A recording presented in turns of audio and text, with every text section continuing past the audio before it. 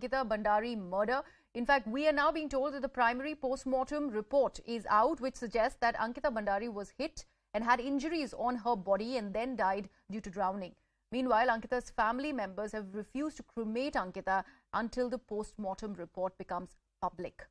Also, we told that the Uttarakhand Chief Minister Pushkar Singh Dhami has ordered an SIT probe under an in-depth investigation into this entire matter. In fact, CM Dhami on Friday also instructed the district magistrates to act against illegal resorts, and this decision has come in after Ankita Bhandari was killed by now expelled BJP leader Vinod Arya's son, Pulkit Arya, who is the owner of a resort which is operating illegally. Meanwhile, Aam Aadmi Party Women's Cell workers gherawed the BJP headquarters in the national capital as well to protest against Ankita's murder. अच्छा, मेरे को एक बात बताइए। हाँ, आपका phone क्यों लिया था उन्होंने? मेरा फोन, उसका फोन स्विच ऑफ हो गया था, बैटरी डाउन हो गई थी उसकी। उसे तुमसे बात करनी थी। जब मैंने आपको फोन किया था ना 9 बजे। हाँ, जब मैंने आपको लास्ट टाइम पे फोन किया था हाँ जी। तो उस टाइम पे वो मेरे साथ ही थी और उसने मेरे से मेरा फोन लिया और उसके बाद फिर मैंने उसे कहा कि फोन दे दे। उसने कहा कि मैं आपको मॉर्निंग में दे दूंगी फोन। और आपने दे दिया? भाई, मेरे फोन में मुझे रात में क्या करना था फोन का? अच्छा जी, ठीक है, चलो कोई बात नहीं। तो मेरे को तो फोन तो नहीं किया उन्होंने। तो मैं वही तो कह रहा हूँ ना। मैं तो उसके बाद सीधा वहाँ आया रिजॉर्ट में और मैंने रिजॉर्ट में अपना वहीं रुका। हाँ। सुबह सुबह निकला मैं रिजॉर्ट से 6 बजे करीब। अभी आपको फोन मिला? नहीं मिला अभी तक? ना, अभी नहीं मिला फोन मेरा। नहीं मिला ना। तो आप अपने फोन को सर्च कीजिए ना। अरे भाई, मैंने सुबह सुबह उसको सौरभ को भेजा दो ना अपने फोन को सर्च करने के लिए। मैंने सौरभ को बोला, मैंने कहा भास्कर को बोला, तो उसने मेरे को बोला कि भैया, उसने सौरभ को भेजा, उसने बोला भैया वो तो रूम में नहीं है। मैंने कहा अच्छा। और उसका सामान वगैरह कह रहा हूँ, सामान सब रखा है उसका। क्या अब कुछ रहा है कि क्या आप लोगों के इस तरह की डिमांड है, क्या ही? मैं चाहता हूँ कि जिस तरीके से मेरी लड़की के साथ दुर्व्यवहार करे इन लोगों ने, तो जब तक इसकी पोस्टमार्टम रिपोर्ट सार्वजनिक नहीं की गई तब तक मैं अपने लड़के का देह संस्कार नहीं करूँगा। हाँ, और गंभीर तो है साहब, क्योंकि इनके साथ दुर्व्यवहार किया उन्होंने। और उसके बाद जब नहीं मानी, उसके बाद उन्हें ले गए वहाँ। उसके बाद इसके मारपीट के, क्योंकि दांत टूट गए, खरोंच लगी है, तो उस मारपीट करके उसने नदी में गिरा दिया। हमारी मांग है कि इनके एक तो फास्ट टेक के अंदर इनको तुरंत फांस दीजिए, इन तीनों को।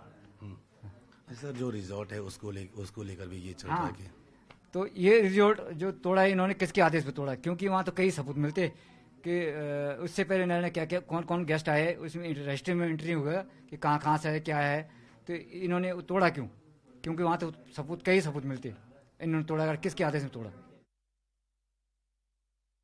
And my colleague Satyendra continues to be with us on the broadcast. Satyendra, हमने अभी वो इंटरव्यू सुना जो आपने अंकिता के पिता से पूछताछ की थी। उससे हमें बहुत सारे सवाल जो उनकी फैमिली रेज कर रही है उसके बारे में पता चल रहा है। Of course the primary thing is that वो बॉडी को क्रिमेट नहीं करेंगे जब तक उनकी मांग है कि ये पोस्टमार्टम रिपोर्ट को पब्लिक ना किया जाए।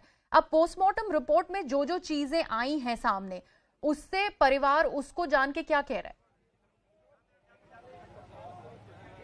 बिल्कुल, क्योंकि अभी तक जो पोस्टमार्टम रिपोर्ट एक प्राथमिकी आई है उसमें साफ तौर पे लिखा है कि अंकिता की हत्या किस तरीके हुई।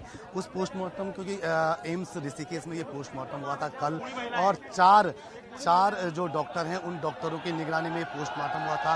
और जो अंकिता की जो पोस्टमार्टम जो पहली प्राथमिकी रिपोर्ट आई है उसमें ये साफ तौर पे लिखा है कि अंकिता के साथ पहले मारपीट हुई है और उसके बाद उसकी जो मौत हुई है वो पानी में डूबने से हुई है। यानी कि उन जो आरोपी हैं उन्होंने उसको जो चीला एक नहर है, नहर में फेंक दिया था। उसके बाद उसकी जो मौत हुई है वो दम घुटने से हुई है। तो ये वाली जो रिपोर्ट अभी तक आई, लेकिन जो इनके पेरेंट्स हैं वो इस रिपोर्ट से संतुष्ट नहीं है। उनका साफ तौर पर अभी भी ये कहना है कि अंकिता की जो फाइनल रिपोर्ट, यानी कि अंकिता की जब जो फाइनल रिपोर्ट आएगी उसके बाद ही वो आगे की कार्रवाई के लिए तैयार हैं। यानी कि अंकिता की जो बॉडी है वो पिछले 24 घंटे होने को जा रहे हैं और इसी मॉर्चरी में रखी गई है। कल देर शाम करीब 5 बजे 5 से 6 बजे इस मॉर्चरी में बॉडी आई थी और आज सुबह 9 बजे के करीब इस इस बॉडी का अंतिम संस्कार होना था, लेकिन